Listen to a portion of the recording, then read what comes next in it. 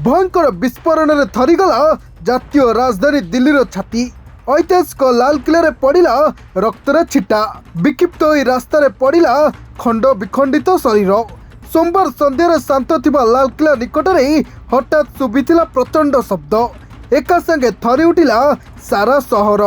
हठात छारखार होईगला metro gate number 1 निकटस्थ अंचल।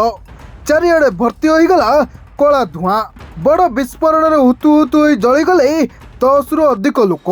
यह सहित 24 जन गुरुतर आहत होइतबा बेले 3 जनक अवस्था संकटपूर्ण रहितबा जणा पड़िछि। दिल्ली पुलिस समग्र अंचल को घेराबंदी करिछि। एनआईए और एनएसजी पक्षरु मध्य तनाघना आरंभ होइछि। स्पेशल सेल, क्राइम ब्रांच और फोरेंसिक टीम पक्षरु कड़ाकड़ी जांच करा जाउछि। सेबडा आखपाख अंचल में सीसीटीवी फुटेज मध्य जांच करा जाउछि। घटना संपर्क में दिल्ली पुलिस, एनआईए, डीजी और आईबी मुख्यों सहित केंद्र गृहमंत्री अमित शाह कथा हेबा सहित एनआईए टीम को जीवाकू निर्देश देइचंती। एसहित घटना संपर्क में अमित शाह प्रधानमंत्री नरेंद्र मोदी को स्थिति संपर्क अवगत कराइचंती और मोदी परिस्थितिर समीक्षा करिसंती।